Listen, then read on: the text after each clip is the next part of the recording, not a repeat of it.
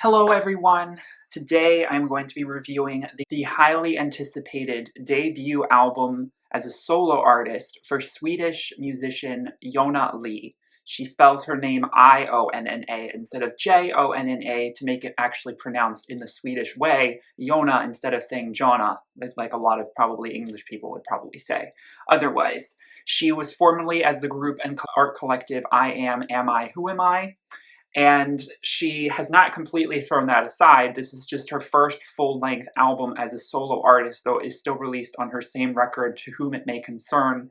This album was produced predominantly by Claes Bjorklund, who also goes by the name Barbell, and also she collaborated with Comme des Garçons, a fashion designer group, and as well as Joseph Strandh, who was a cinematographer for the visual that she released alongside with this album.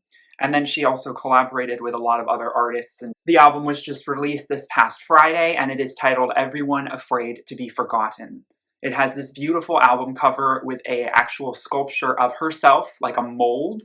That is basically when you pour, it's like this clay that you pour onto your body and then you let it sit and harden.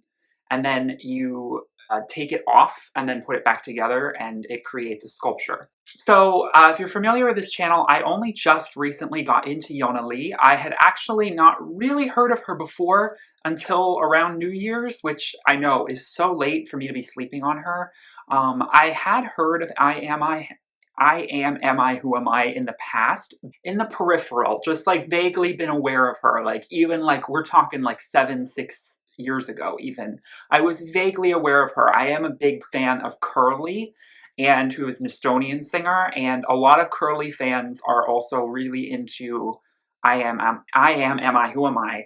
And so that's how I kind of figured out who she was, but I didn't really know that much about her. I think I watched one video, and for whatever reason, I did like it, but I just didn't pursue it any further, which I really wish I hadn't, but at the same time, I cannot lament that. It's just how things are. Thankfully, when I created my predictions for 2018 video, like an album predictions video, someone suggested Jonna Lee, and that name did sound a little bit familiar. And I was like, oh, she has an album coming out. Maybe I should look into this.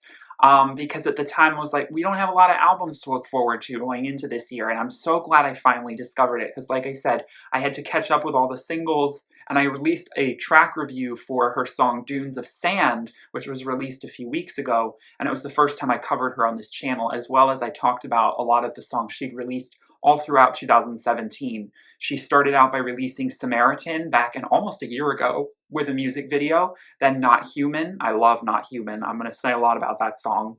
And then Simmer Down, Gone, Dunes of Sand, Joy, Work, and now we have the album and the full-length film that comes with it. I'm going to discuss the film after I talk about the songs on this record. I'm going to do it a little bit differently. I'm not going to go through this track list in order.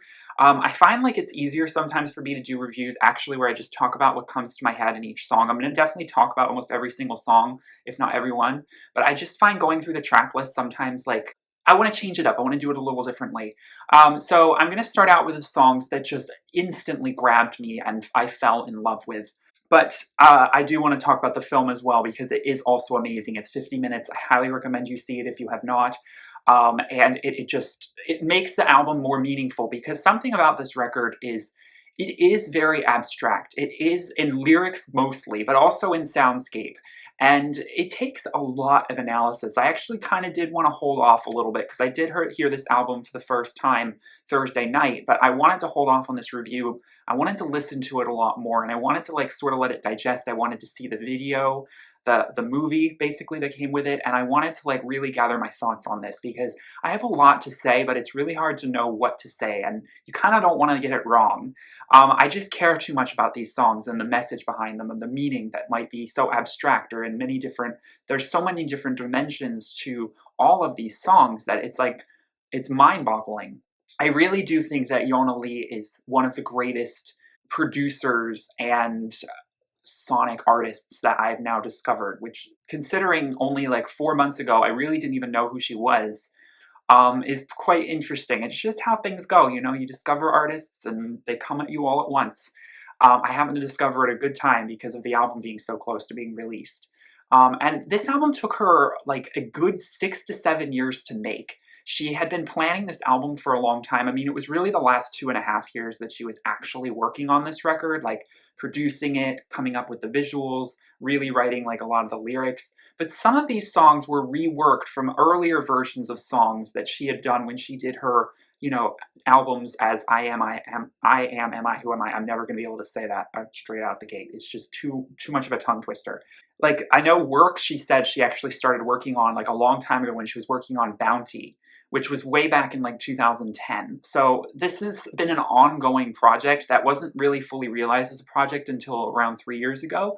But still, it really shows that she took a long time to make this. And of course, also making a film definitely takes a lot of time and money and resources. And it's 15 songs. It's over an hour long. So it's a heavy album. And this album is quite a thing to digest. I actually wanted to listen to it all at once. And I found like it was almost so much. Like I found I had to divide the album up into 2 parts.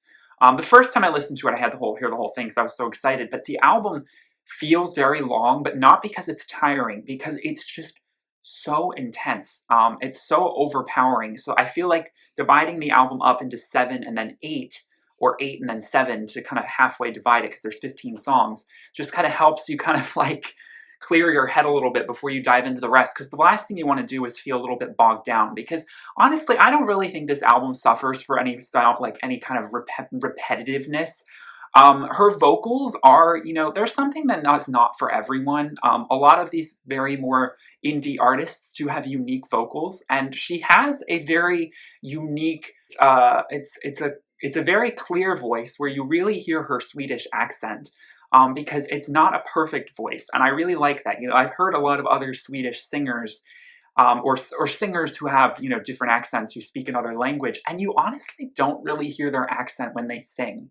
I love that Jonna keeps her accent in how she sings, and that's similar to how artists like Björk sing. It's not conventional. They're not trying to sound Western. They're trying, or English. They're embracing the sort of nuances of their own language in how they sing, and then also the kind of offbeat delivery of the songs and the lyrics that they sing. So you hear a lot of the, in like, for instance, when she sings animal, you hear that, and she rolls her R's beautifully. And her voice is, I would consider it to be very haunting and very witchy. And she does have a very actually strong chest voice, but when she does go high, which she does a lot, I wouldn't necessarily say her voice is always so suited well for that, but she doesn't let it she doesn't let it break her down. She unabashedly, she lets herself reach some of these really high notes. One of the highest notes she reaches is in Not Human, where it almost has to get a little bit auto-tuned and processed when she reaches those highest notes, because you can tell her voice is straining a little bit, but I don't mind it that much, and so I am now talking about Not Human. I do love this song. I think it was one of the first songs I actually heard of hers, like when I was getting into this album, and I instantly fell in love with. I do love that it does have underneath it a similar structure to a pop song. And I do love the synthesizer production. I think it accents the melody beautifully, and it does have this deep house industrial trance vibe to it. A lot of these songs are industrial house based, and of course EDM influenced. There's no dubstep, but there are things that would mimic something you would hear in techno pop or electro pop. There's a lot of dreamwave influences, there's a lot of ambient influences. There are a lot of classical orchestral influences. We've got the cello in there. We've got a full-fledged orchestra in there. We don't have so much in the way of wind instruments, though we do have horn and brass, especially in the song Work, in the chorus. But there's a wide variety of instrument in there, but a lot of it is keyboard, MIDI, keyboard sounds. A lot of it is synthesizer use, computer-generated sound effects, and vocal reverb and echo effects.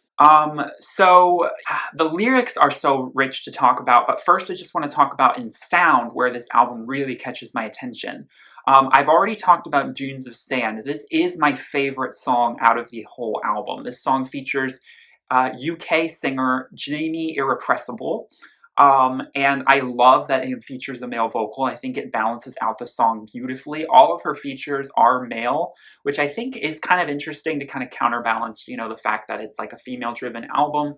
So it's nice to see, you know, the little bit of the male counterbalance. They complement each other so, so well. Even though when I listen to this album, it's so in some ways androgynous to me that I don't think about like that this is a woman singing, or, you know, even though there's a witchy aesthetic, there's definitely a feminine aesthetic to a lot of the songs and the delivery. I don't think it's caught and boxed up into like what you would consider like feminine music. It's very industrial and heavy metal, but it's electronic. It's not like guitars. And it's dark and it's witchy and it's insidious and it is jarring and alarming at times, and it's meant to be. You know, the first listens through most of these songs are not meant to be, I don't want to say unpleasant, but they're meant to kind of make you go, whoa, what has just happened? Like, and the melodies are not instantly accessible in most cases, though I will say that Dunes of Sand, one of the reasons why it does stand out for me so much above the rest is that it has the strongest melody composition and harmony composition, I think, of all of the songs. However, they are all on such a high level that that's not to dislight any of the other songs on this record. I'm just saying Dunes of Sand on first listen was like, okay, there's no question that I'm going to be playing this song nonstop forever. I'm going to be lip syncing to it in my room. It's so emotional. It's so beautiful. I love the sort of off-kilter synthesizer background because it sets a color palette for the rest of the vocals to be set upon. She does a really good job of like setting the scene sonically around her voice in very unique and different ways.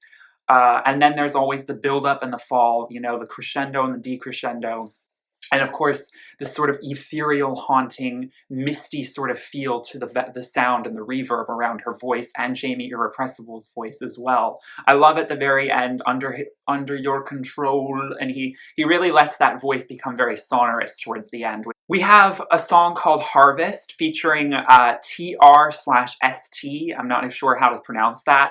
It was Trust, but now it's TRST. It's an electropop group headed by Robert Alphonse he's Canadian. This is probably my second favorite song on this record. It's just straight up electropop, and it is dizzying in its ecstasy. It's just addicting. I don't know how else to describe it. You have to hear this song. It's pulsating, it's rhythmic, it's melodic, it's crystalline. The production is just impeccable. And I, of course, love the lyrics. Who will harvest my yield? Who will speak on my behalf? I feel like, oh my god, I feel like getting into the lyrics is going to be like a 10-hour video. This video is going to be very long, by the way, because I'm like, first I'm just talking about sound. Okay. Other songs that instantly grabbed me sonically and melodically, let's see. So Work was a song that took a little bit for me to get into at first, because like I said, it's very unusual. It goes from stanza to stanza in completely juxtapositional kind of ways. We change time signatures, I think. It gets very kind of all over the place at parts. But once you hear it over and you get used to it, it couldn't be any other way. It's perfectly set up like that. It's just very smart, very clever in its composition. And I do like that it is very brooding and ominous, because it echoes the sentiment of like, we have work to do. We know we have places we need to go, and this is not necessarily going to be an easy journey, but you have to do it. So that sort of call to arms, sort of ominous vocal low register moaning that she does during the chorus when they have that also little electronic processed voice saying we've got work to do. It reminds me a lot of Lady Gaga for some reason, but I do appreciate it. I like, it's probably the most techno pop song on this record, but then there's also that spaced out echo vocal that is so beautiful and so crystalline. And she really spaces it out and puts you in this very mystical headspace with it. I mean, I need to look at the lyrics, because I honestly have no clue what she's saying in those parts, because there are parts where she becomes very unintelligible, but that's purposeful. But I need to look at the lyrics, and I'm really excited to look at the lyrics of a lot of these songs, because they just are so entrancing and interesting. And, you know, it's more about melody first for me anyways. So I need to then dissect it another level and find even more surprises and goodies, you know, hidden beneath the rich texture that that her vocals and production kind of embeds itself in. Watches is another highlight song for me. It's the opening track. It's this perfect sort of let's begin, like come out of the shadows. I am singing a song. Pay attention. And she sort of builds it up and then very cathartically sings, you know, that chorus, which is very punching and hitting, and then quickly we sparse out again and we get very melodic and we get very ambient. So there's always these back and forths, which are so beautiful. It's a very melancholy, kind of beautiful, alluring melody. Samaritan is quite an interesting song. I must admit, when I first heard it, I wasn't so sure I was on board with it. It definitely is a little bit more like a pop song, like I said, Not Human. There's some songs that are constructed more in a pop vein, like Temple, Not Human, Gone, and this song. But the call to action that this song has and the sort of exuberance of it really ended up catching me, and I fell for it. Like, after a few listens, and especially after hearing the whole album, I was just like, okay, Samaritan, I'm sold on you. And then we also have Fold, which is the closing song. This song is a very mellow and yet at the same time upbeat. I don't know quite how to describe it, but sonically it is just so rich, and then she applies herself as a choral sound to sort of sing the melody. And it's, again, it's so unique. It's like nothing else I've ever heard. We also have Here Is a Warning, which is the one really spaced out. And trust me, we really do need this song because things get very heavy and very electro-pop at times and gets very intense and upbeat and energetic. And sometimes we do need a song that doesn't necessarily have a beat. And this is really the only song that doesn't. And it's just ethereal vocals reverbed around. And it's just it's all encompassing. And it's not too long, so you don't get like tired by it or sleepy by it. You just hear her vocals and how rich they are and her acrobatics that she does with them. She also gets very low in her register, which is really nice to hear because a lot of the time she is pushing her register up, even though I feel like her voice doesn't always want to go that high. She is rebelling against it a little bit. We have Gone, again, like I said, a traditional pop song, though it's got a little bit more of an Eastern feel to it. It's got that sort of rhythmic chime in the background, especially during the verses. And then we have the ethereal and under your skin Simmer Down. I knew when I heard this song just gets under your skin. It's this beautiful, haunting melody that turns into this very witchy, very dark, very industrial chorus before it clambers back down. Like, again, notice a pattern with these songs. They all tend to want to do that. Let's talk about the lyrical content on this record, okay? Watches, watches, calling all the lost ones from your hiding. Come creep out from your holes. Holes. It's time to break this heavy silence. It's time to raise the noise. This is a theme throughout the album. It's time to speak. It's time to do. In Dunes of Sand, she says, my silence is silver, my noise is gold. And in Work, it's of course, we've got work to do. We have to speak up. This is a prevalent theme that I think a lot of these songs have to do with, and I very much relate to this, Jonna Lee wanting to finally say something, you know, like finally get something done, finally be productive, be proactive, and work towards her dreams, her goals, and creating a life and space for her, and also in this album, that she can be proud of. The world watches us go, watch me as I go. Embrace the creature I'm becoming, I inhale with frozen lungs. Inside it moves, I feel it pounding, and the world at the tip of my tongue. So everyone is watching me. I feel this sudden attention on me, but I'm about to perform for you. And you know what? I've been frozen for so long inside. The words are just ready to come out.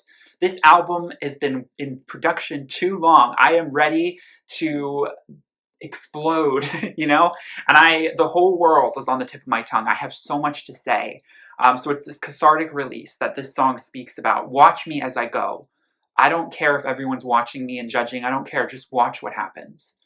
Joy is a very interesting song. Like Samaritan, I took a little while to warm up to it. I do find it, again, it's very unconventional. She reaches that clear crisp of joy, and you're sort of like, it feels almost like that's the only glue holding this song sonically together, because the rest of it does feel all over the place. But you do have, and it echoes at the very beginning, that one melody riff that she plays with the synthesizer at the beginning. That sort of is all you need to know to see where this song is going to go. And it's something you only really realize after listening to it several times. That's the, cleverness of these constructed songs. The melody line is hidden in the whole rest of whatever is going on. If it gets a little cacophonous, you just have to find it. And once you find it, the song fits together like a puzzle. Treacherous way of life for the fool. If you watch the music, if you watch the video, or the music video or the film, she sings like, treacherous way of life for the fool and the wise. And I just love hearing her Swedish accent there. Big rewards for the brave, punishments so they'll behave. Play with me the game of fire, join the land in heartfelt choir. This is the sound of joy, coming from your innermost, sprung from north coast to coast. These are clever lyrics that at first don't make so much sense, but when you really look at it, it makes whole much sense. It's coming together. It's the sound of unity. Raise your voices up. Speak your truth. This is the sound of joy. This is what true living is about. There were calls and demands to become one of them. Gave me life on one condition. I owe them reason. I owe them vision. But, you know, I understand that I don't want to compromise myself. They're trying to make me something I'm not. But I'm not going to. I'm not going to compromise. You know, I'm not going to say, well, okay, on this condition. No, I'm going to be unapologetically who I am, and I'm going to rise above.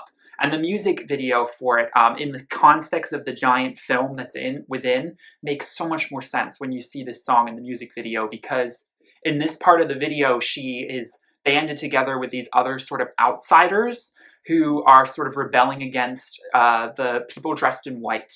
I'll interpret the video fully later on, but she sings this as sort of a, you know, a call to unification with them. For work, come on, fellow friends, we have things to achieve.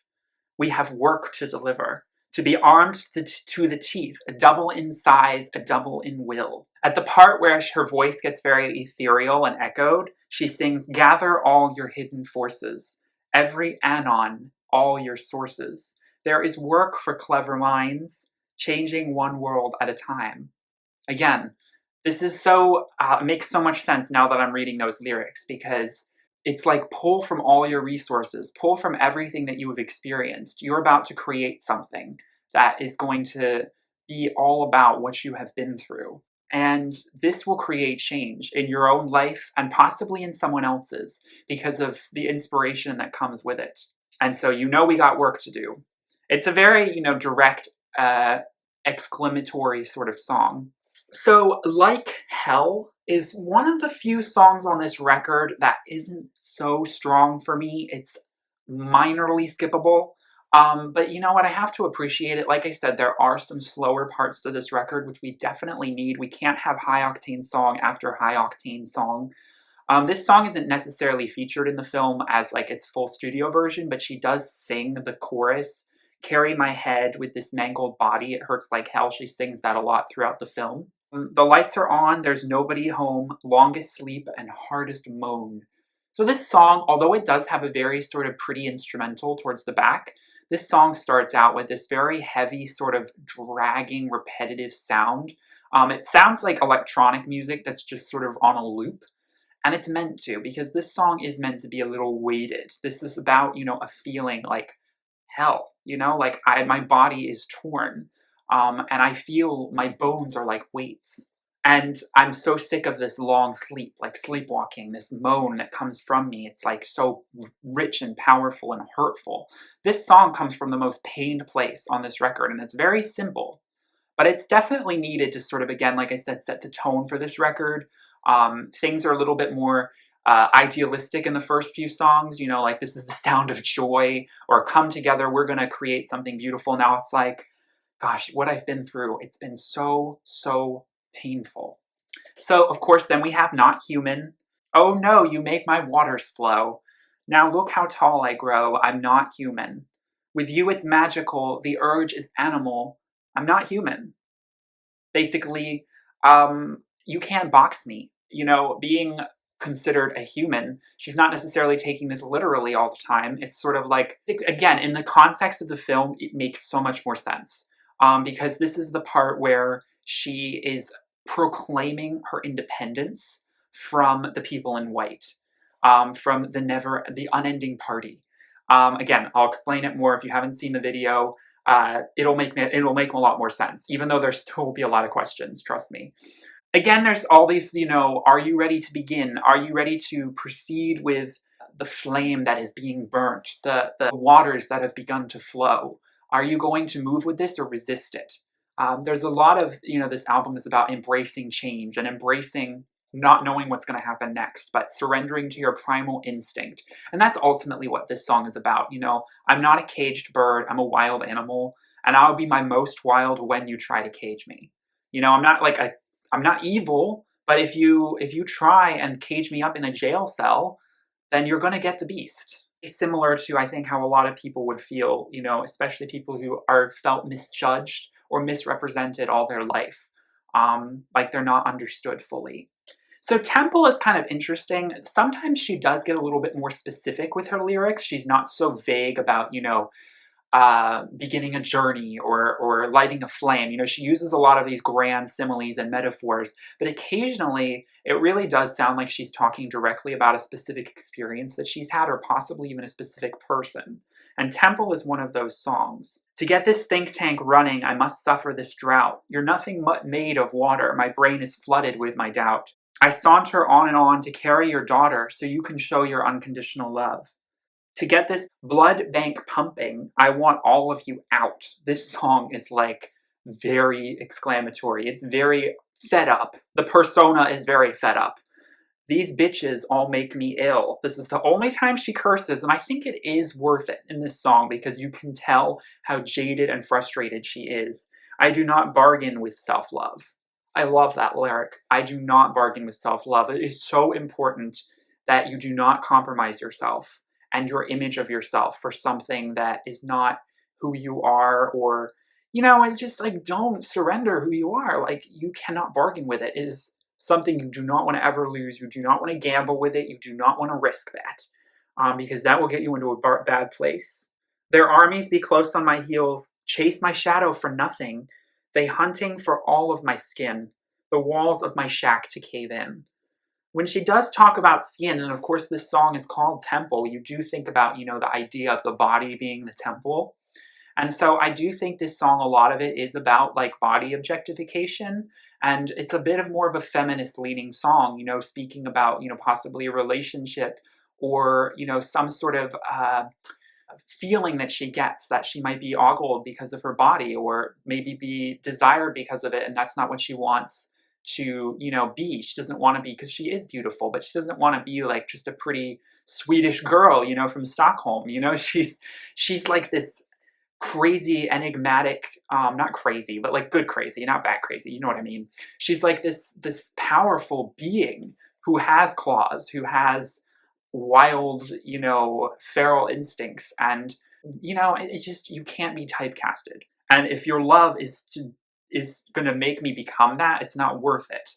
I must admit, this song, the chorus it basically is on one note, and it's just the rhythm of how she sings that note. And I just don't find it strong enough melodically. It is interesting more in the verses sonically, but melodically just not so much. Samaritan, oh my god, okay. The future is going to be bright, a clear path and all the stars are out, looking up at the dark blue sky, walking steady, not blinded by the light. I don't believe in a God, let's leave religion out of all of this. I don't remember promising my life and soul to bring you all bliss. If I am what you say, I expect to be hanging from a wooden cross when all this is done. Jonna Lee has described this song to be basically about her finally kind of letting out all of her frustrations as an artist, these images and ideas being placed on her that are a little bit too lofty. People do sort of treat her like she's not even a human being, like she's some alien, otherworldly creature. And she's not also there for commercial. She's not a commercial product. So, the idea of course, the pop icon being put on the cross, being raised up and raised up. I mean, just think about, Michael Jackson, or there's this huge like tendency to raise pop artists up to a level that's so insanely lofty that they can only go down from there. And it's also very commercialized, and it's not actually very conducive to the actual artists themselves. It doesn't benefit them whatsoever. It just burns them out. So this is her declaration. This is a declaration of independence for her. And I think the way she delivers it, it is very cathartic. I think the rhythm is very cutting. It's very smart. It's very edgy. I love the little choral background that makes it so ominous and witchy that you actually do think about like Salem witch trials, like they'll burn you at the stake or they'll hang you on the cross. It has a ceremonial church bell in the background. It feels religious. It feels heavy, but it also feels like an FU, like a middle finger. It's perfect. You know, I'm not the thing that you need to focus on to get, you know, what you want. Like, I'm just a living, breathing artist creating ultimately selfishly for myself. But of course, I love it when other people understand and connect with my music, but it can't be more than that, okay? You know, like, there's none of this idol worship going on. Like, I don't want to be put on a pedestal. Dunes of Sand. I've already talked about this song, but I will just say again, the lyrics. As far as the eye can see, the wastelands I call my home, returning for the thrill, where my silence is silver, my noise is gold. She sings about the lightest dunes of sand are mountains, I let them grow. I've let all of these little things accumulate over time, and I've spent so long quiet and like on my best behavior, like not making a sound and doing what they told me, and I've reached that breaking point. And now there's all these mountains around me and I have to surrender to it. No, I'm going to explode. And this song, like I said, it rises up. It's the most triumphant and epic song. This is like a song very fitting for a battle. And if you see the film, you'll know what I'm talking about because it fits beautifully. I was really excited to see a visual for this song. Of course, she did do the standalone version with a cappella in the church, and that's also beautiful, but the full-bodied instrumental version I do find even more exciting. Just because, of course, of the production all around it, the different layerings, it's just so much more interesting. For here is a warning. In his veins his blood flow to the center of his soul. It boils into breeding, warmth that needs receiving. Here is a warning for you, falling out of love. Rapids of blood will flow, feeding the urge he grows of all my desire, but our time is up now. You know, this relationship may have seemed so perfect, but it's become a strain on yourself and on your soul. And as she says in the film, these are transient times. Things are changing. Old habits are dying now that she's realizing what she's more capable of, now that she's actually living her life more for herself and on her own terms. And this is a realization of a relationship that may have seemed so beautiful at first, but there's sort of this realization that it does have to end. It's very tragic and yet calming at the same time. I don't know how she makes that work, but like I said, there's no beat, there's no rhythm, it's just there, and it's just airy and beautiful and eerie. Simmer down lyrics. There once was a land, little known to your kind. Only we knew how to find where we were fire, simmer down, simmer down. When my hands are sore from carrying this weight around, when my eyes are numb and the air is failing on our lungs, and we're left with a bitter taste on our tongue. Your shallow truth fractures and distorts our self-views, and my tether beat echoes in the minds of a few. This is one of the more enigmatic songs. I'm still struggling a little bit to understand what this song is about. I mean, she does sing at the beginning, when you wake up, for when you wake up. This song is one of the first you hear in the film. So I do think that this song actually kind of is a little bit more of an intro into this sort of understanding of what this album is about again. Yet it's track 10. Understanding that things are not always what they seem. Your shallow truth, also could be like your ideas are hurtful. They're fracturing our self-views. So, this idea of how you view yourself is not helping you anymore. It's hurting you. And my tether beat, which I guess would be your heartbeat, keeps you alive, echoes in only the minds of a few. So somebody that really gets me will understand why I'm living. That's how I'm sort of trying to interpret this. When you wake up, you're going to need to know this information. This is a testament. This is more kind of like almost like in a little bit of a biblical way, like describing like what's going to happen, and also a historical sort of understanding. Like there once was a land where we were all fire. Like once we were all our own fire, and we weren't afraid to burn beautifully. And then they're saying simmer down. Well, that's what's happened. We've been told to simmer down by like the media or by this culture, and now we don't know how to tend to our inner flame healthfully. Very interesting. Again, in the comments, I hope tons of people comment about these lyrics because, oh my gosh, there is so much to dive into and dissect. I just realized I'm going a little out of order. Blazing is actually the next song after Dunes of Sand. I'm getting ahead of myself. Blazing is interesting. It's a lot of vocal distortion. It's interesting, but it's not like immediately grabbing for me. It's just basically "we be blazing," which I do think a lot about weed, but I'm trying not to because I don't think that's necessarily. I mean, this is following along the idea of being a flame. I came what I came for, and I lean my head on your insides, and we be blazing. Your reflection speeding quickly by. The night is now. Your eyes will spark, and we are blazing. This union of two souls and that sort of connection, the ecstasy building. So Gone, I think, is sort of like the thesis statement of this record, if there ever was one. Which, usually you're supposed to put your thesis towards the end of the first paragraph. So, I mean, I do kind of get why the song is towards the end, but it takes her a little while to get to this idea of everyone afraid to be forgotten. So this song is about mortality and about be living on once you have passed. All the songs that you've sung, all the words that you meant will be here when you are gone. This mouth on me and this voice against time. Be brave and free or be wing-clipped and grimed. I love that word, grimed, and I love how she says it. So descriptive and dark and murky and perfect for this album. This weakening noise will fade softly to silence. So, we all do die and we all do perish eventually, but our voice is our instrument and our vessel to let ourselves make a mark of eternity. So don't let this, while you have it so strong, before it softens and weakens, be used in vain. And the battle goes on. So we keep trying, we keep building ourselves to be something eternal and fighting against mortality. I love the bridge. She gets that high-pitched, if you're familiar with Grimes, this sounds very Grimes, because she has that high vocal manipulation. One final moment as I stay awake, as the air I breathe will make a change of space.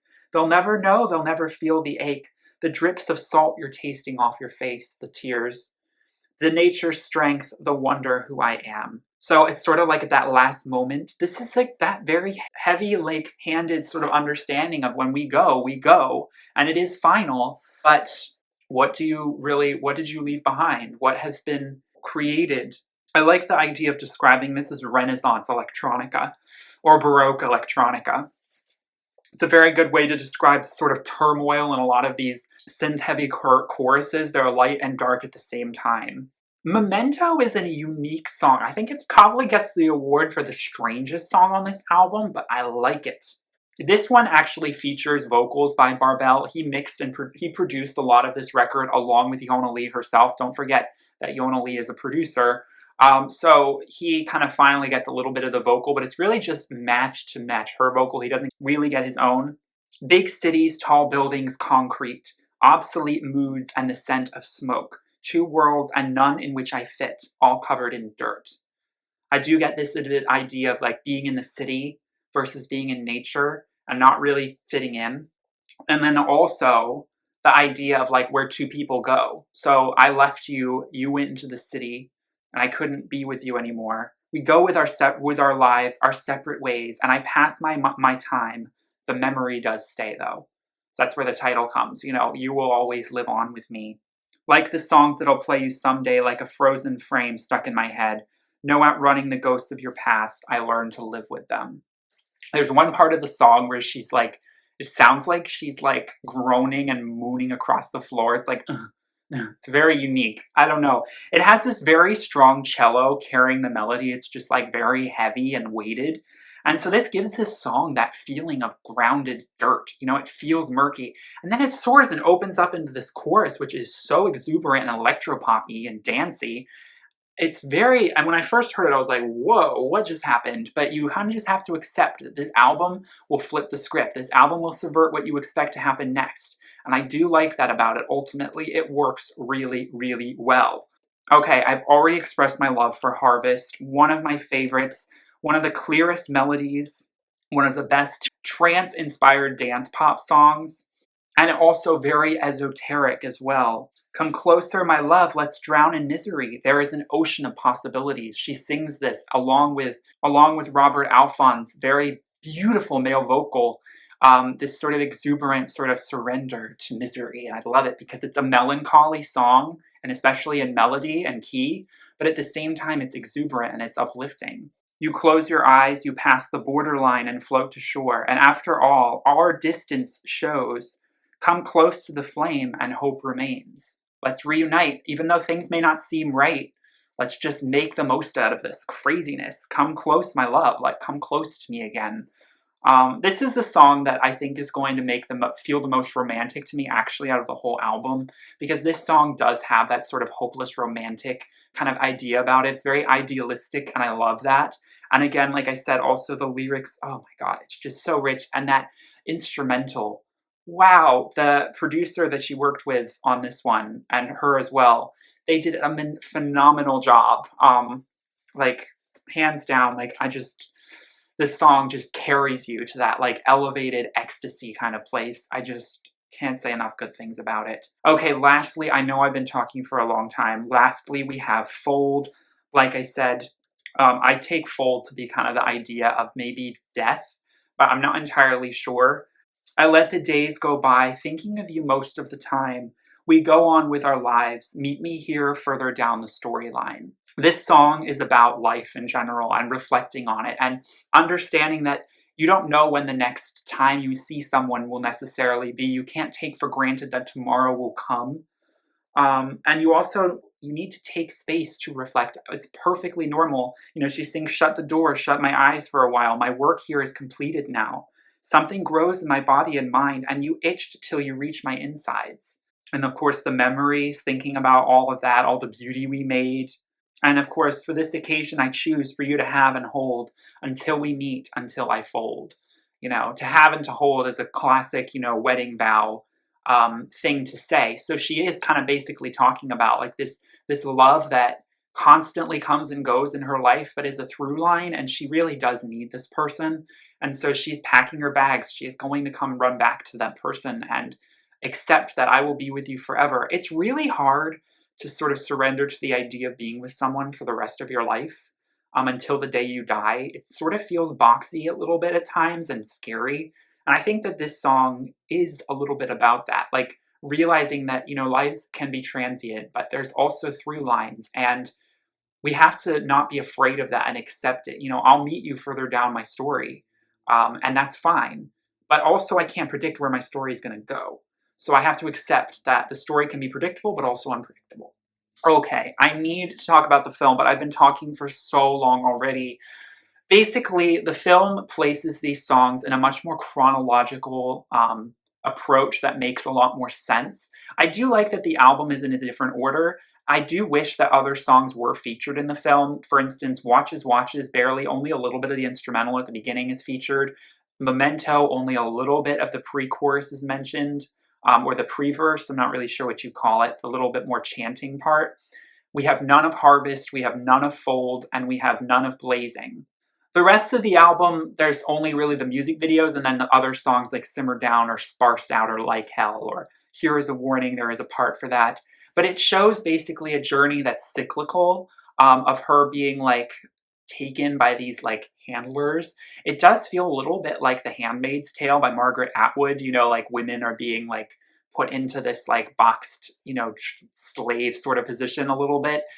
There's a bit of a dystopian world, a little bit of the Hunger Games influence in there, but it's very enigmatic at the same time. It doesn't tell you or answer a lot of questions. You kind of have to come up with them yourself. But basically, she breaks free and she comes to discover the world around her. She spends some time just basically like in a house, and she learns about the outside world and about these people who are like pop people on TV, and she wants to be like them. She's like, oh my God. And that's where Samaritan comes in. But then when she actually goes to the party, when she goes to the city, she realizes, all these people are like insidious and have double agendas. And so she rebels against them and finds her other outcasts. And they eventually battle head to head with these people dressed in white versus people dressed in black. And they burn down that village. They burn down their city. But then she's betrayed. And ultimately, she's thrown back into the cell. And this time, she feels like it might be for good. Like she might have done all she could, and now death is coming to claim her. It's a very metaphor-ridden, simile-ridden, analogy-ridden, allegorically written video that is very art school. It is very out there.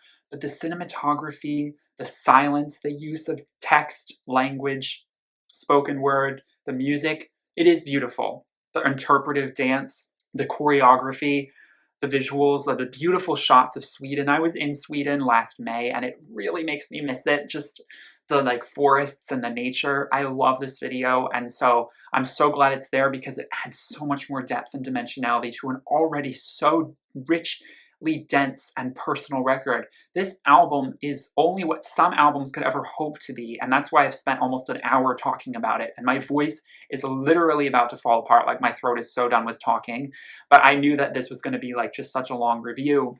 Goodness, I mean, from start to finish, this is a roller coaster of a ride. It's high energy, it's full of emotion, it's full of passion, it's full of enigmatic layering and undertones, and it will get under your skin and it will become addicting. And I'm already addicted to this record, and songs that I didn't think I loved, I'm starting to love so much more. Certain songs opened up to you more at first listen, but that's the beauty of more independent, like experimental music. And I can just tell that Jonna Lee had to create this body of work, that it is so representative of her, but also of what she feels a lot of people could use in this day and age, in this sort of media-ridden world where we're all trying to figure out who we are as individuals and what love is and how to really find true love and love yourself. This is so important and vital in our day and age, especially in my life right now, to have. And of course, it also is just so enchanting and escapist, and I love that about it at the same time. Like a dark fairy tale. Overall, I give this album really high marks. This is an incredible record and an incredible effort. Bravo, Jonna. I love this record. Everyone who worked on it as well. The mixers. It's phenomenal. I highly recommend, especially if you are into artists like Curly, or if you like Grimes, or Björk, or any like kind of more female-driven, like alternative indie acts. You will electropop, you will find something for you on this record. There's something for everyone. It's very diverse, very interesting, but at the same time very cohesive. Thank you so much for watching. I hope you enjoyed this long review. If you stayed this long, please give this video a thumbs up and comment below what you thought about what your favorite songs were, or what song spoke to you the most, or if you have any more insights into the lyrics or to the film. And I will link the review I did to Dunes of Sand, but I really kind of rehash and restate the same things in this review, so, you know, this is kind of the one you really want to watch. But I really do want to go into her I Am, Am I, Who Am I catalog. I will do that. It may take a little while because I've got a lot of other artists I want to talk about, but stay tuned around for that. So please subscribe, especially if you want to see more of that coming down the pike. I will go through and watch, you know, Kin, Bounty, Blue. I'll make reviews for those. Visual audio masterpieces. And again, thank you so much for watching. Let the mystery unfold. That's all this album really makes me feel. Peace, love, and light. Thank you. Have a wonderful day. Bye.